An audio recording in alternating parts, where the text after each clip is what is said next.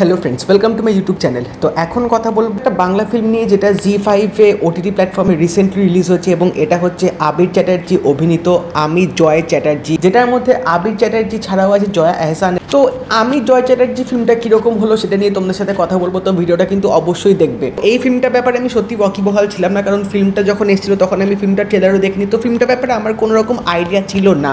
But আমি যখন recently কিছুদিন আগে দেখলাম যেটা জি5-এ স্ট্রিম হওয়া শুরু হয়েছে এবং আবির চ্যাটার্জি জয়া আহসান আছে, তো তখন আমি ভাবলাম যে ফিল্মটা একবার দেখা যেতেই পারে, কারণ এই দুইজন যে তাবড় অভিনেতা অভিনেত্রী আছে তাদের যে কাজগুলো সত্যি বেশ অন্যরকম, বেশ ভালো হয়, সেটা নিয়ে কোনো সন্দেহ নেই। তো উইদাউট এনি এক্সপেকটেশনস আমি ফিল্মটা দেখতে বসেছিলাম এবং মানে ফিল্মটা যখন শেষ হলো এইটুকুই বলতে হবে যে এই ফিল্মটা one of the most underrated thriller, কারণ ফিল্মটার মধ্যে যেরকম চমকটা দিয়েছে এবং এন্ডিংটা যেভাবে দেখিয়েছে সেটা সত্যি মাথা ঘোরানোর মতো। কারণ ফিল্মটা যখন শুরু হয়েছিল এবং ফিল্মটা যখন আমি দেখছিলাম, আমি কখনোই প্রেডিক্ট করতে পারিনি যে এন্ডিংটা এরকম হবে এবং এরকম একটা চমকপ্রদ জিনিস আমরা দেখতে পাবো।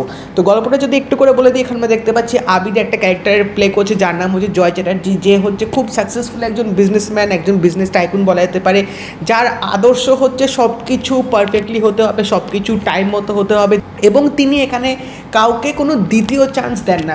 কারণ তার কোনো এমপ্লয় যদি ভুল করে, কেউ যদি অফিসে আসতে লেট হয় বা কারো যদি কোনো প্রবলেম থাকে যার জন্য তিনি অফিসে আসতে পারছেন না, তো তিনি তাকে স্যাক করতে কিন্তু দ্বিধাবোধ করেন না। এবং তার যে ক্যারেক্টারটা খুব একটা কোল্ড হার্টেড টাইপের, কারণ তার মধ্যে মায়া মমতা এরকম কিচ্ছু নেই, খুব একটা মানে তিনি শুধু প্রফিট লস, টাকা কোথায় বেশি ব্যবসা হচ্ছে, তার বিজনেস কোথা থেকে তিনি গেন করতে পারবে, এই দিকে তিনি বেশি ফোকাস রাখেন। এবং জয়া আহসান হচ্ছে তার এখানে পার্টনারের রোলটা প্লে করছে এবং জয়া আহসান হচ্ছে সম্পূর্ণ এখানে আলাদা, মানে তিনি একটু হিউম্যানিটি তার মধ্যে একটু বেশি আছে এবং তিনি খুব ভালো মানে বড় দিলের একটা মানুষ, তিনি একটা এনজিও চালান, তিনি মানে অনেক জনকে এখানে সাহায্য করে এবং তিনি একটা অনাথ আশ্রমেও যান, ওখানেও তিনি টাকা পয়সা দেন যখন দরকার হয়। তো এই যে দুজনের যে পুরো ক্যারেক্টারিস্টিক্সটা কিন্তু সম্পূর্ণ আলাদা এবং দুজনে তারা একসাথে কিন্তু থাকার চেষ্টা করছে, বাট এখানে যেহেতু ক্যারেক্টারিস্টিক্স একদম আলাদা, তো তাদের মধ্যে কিন্তু অনেকটা রকম একটা ডিস্টেন্স তৈরি হচ্ছে, যেটা আমরা পুরো ফিল্মটার মধ্যে দেখতে পাবো যে তাদের মধ্যে রিলেশনশিপে কিন্তু অনেক রকম প্রবলেম হচ্ছে। এখানে জয়া আহসান কিছু এক্সপেকটেশনস রাখছে আবির চ্যাটার্জির কাছে, কিন্তু আবির চ্যাটার্জি সেই এক্সপেকটেশনসগুলো ফুলফিল করতে পারছে না, কিন্তু তারপরেও তাকে মানিয়ে নিচ্ছে এবং তাদের সম্পর্কটা এভাবেই চলছে। তো ফিল্মটার মধ্যে এই জিনিসটা চলার পর আমরা দেখতে পাবো যে এখানে একটা রীতিমতো একটা টার্ন ওভার আসবে, একটা টার্নিং পয়েন্ট আসবে, যেটা আসার পরে কিন্তু গল্পের মোড়টা রীতিমতো ঘুরে যাবে। সেই টার্নিং পয়েন্টটা কি সেটা তো অবভিয়াসলি জানতে গেলে তোমাদের ফিল্মটা দেখতে হবে, বাট এইটুকু বলে দিই এই টার্নিং পয়েন্টের পরই এই জয় চ্যাটার্জি ক্যারেক্টারটা কিন্তু আমূল একটা পরিবর্তন ঘটবে, কারণ এখানে আবির চ্যাটার্জি যে ক্যারেক্টারটা প্লে করছে ওই ইনসিডেন্টটা হওয়ার পর সবাই ভাববে যে আবির চ্যাটার্জি যে ক্যারেক্টারটা তিনি যে প্লে করছে সেটা অন্য কেউ, মানে ওই জয় চ্যাটার্জি না, অন্য কেউ একটা জয় চ্যাটার্জি ক্যারেক্টারটা প্লে করছে, যেটা এখানে আবির চ্যাটার্জিকেই দেখাবে, কিন্তু আবির চ্যাটার্জিকে যখন কেউ দেখে অন্য লোক ভাববে, যেটা অবভিয়াসলি আবির চ্যাটার্জি পরে রিয়েলাইজ করতে পারবে একটা এখানে ঘটনা হবে অবভিয়াসলি সেটা হওয়ার পর। তো লাস্ট অবধি কী হবে এবং এই জিনিসটা কোথা থেকে আসলো, কেন তাকে দেখে সবাই ভাবছে যে এ হয়তো আসল জয় চ্যাটার্জি কস্টিউম সব কিছু চুরি করে নিয়েছে। তো আবির চ্যাটার্জিকে সত্যি আসল পরিচয়টা কি ফিরে পাবে বা কী হবে এন্ড অবধি সেটা জানতে গেলে কিন্তু অবশ্যই তোমাদেরকে এই ফিল্মটা দেখতে হবে। এবং এই ফিল্মটার মধ্যে কিন্তু একটা মেডিকেল টার্মও ইউজ করা হয়েছে, যেটা অবভিয়াসলি ক্লাইম্যাক্সে দিয়েছে। তো এই ফিল্মটা নিয়ে যদি বলি, গল্পটা কিন্তু সত্যি বেশ ইন্টারেস্টিং ছিল, বেশ একটা ইউনিক এখানে প্লট রাখার চেষ্টা করেছে, বাট ফিল্মটার মধ্যে স্ক্রিন প্লেটা ইন্টারেস্টিং থাকা সত্ত্বেও কিছু কিছু জায়গায় আমরা একটু খুঁত লেগেছে। সেটা হচ্ছে ফার্স্ট অফ অল বলে রাখি, এখানে জয়া আহসানের যে ডাবিংটা মানে ভয়েসটা না বড্ড অন্যরকম লাগছে, এবারে রীতিমতো তোমরা শুনে বুঝতে পারবে যে অন্য কেউ এখানে জয়া আহসানের ভয়েসটা দিয়েছে। এবং এই জিনিসটা কেন হলো আমি বুঝতে পারলাম না, কারণ জয়া আহসানের যে একটা ভয়েস আছে সেটা যথেষ্ট ভালো, তো তিনি যখন কথাগুলো বলছেন এবং তার ভয়েস দিয়ে যখন অন্য একজনের আওয়াজটা বেরোচ্ছে সেটা শুনতে রীতিমতো পুরো ফিল্মটার মধ্যে আমার প্রচণ্ড উইয়ার্ড লাগছিলো এবং এই জিনিসটা খুব কানের মধ্যে আমার লাগছিল।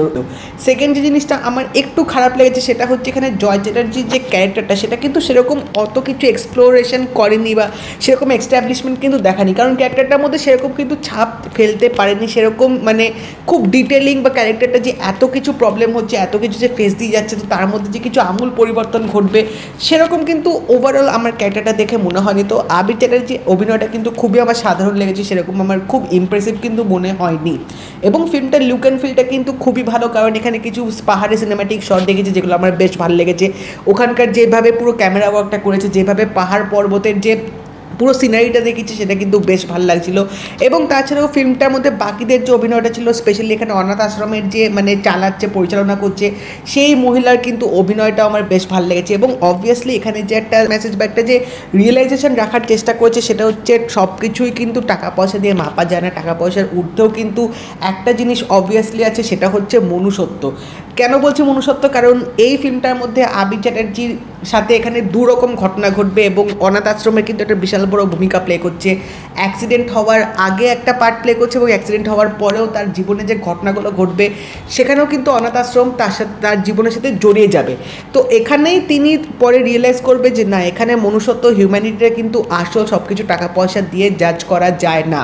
তো এই জিনিসটা কিন্তু ফিল্মটার মধ্যে বেশ ভালোভাবে দেখেছি। এবং অবভিয়াসলি ফিল্মটার ক্লাইম্যাক্সটাই ছিল আসল মাথা ঘোরানোর মতো, কারণ যেভাবে এন্ডিংটা করলো আমি সত্যি কল্পনা করতে পারিনি যে এরকম মেডিকেল টার্ম দিয়ে জিনিসটা এইভাবে এক্সপ্লোর করে এখানে ডিরেক্টর আমাদেরকে পুরো ব্যাপারটা দেখাবে। বাট আমার মনে হয় আরেকটু এন্ডিংটা হয়তো ভালো হতে পারতো, কারণ এখানে লাস্টে যে দেখাবে যে তাকে একটা বাচ্চা ছেলে ওই পাহাড়ের জায়গায় নিয়ে গেল, তো তারপর আমরা এখানে দেখতে পাচ্ছি যে একটা অঙ্কের এখানে একটা ব্যাপার থাকবে। তো সেই এন্ডিংটা আমার একটু মানে ডিটেলিংয়ের অভাব মনে হয়েছিল, যেটা আরেকটু হয়তো ভালোভাবে দেখালে পারতো। বাট ওভারঅল বলতে হবে ফিল্মটা কিন্তু আমার বেশ ভালো লেগেছে। তো ওভারঅল তোমরা যদি আমি জয় চ্যাটার্জি ফিল্মটা দেখে থাকো আমাকে অবশ্যই জানিও তোমাদের কেমন লাগলো। আর যদি এই ভিডিওটা ভালো লেগে থাকে তাহলে লাইক করে দিও, শেয়ার করে দিও, চ্যানেলটা কিন্তু অবশ্যই সাবস্ক্রাইব করে দেবে, নোটিফিকেশন বেলটাও কিন্তু অল করে দিও। তো দেখা হবে পরের ভিডিওতে, বাই।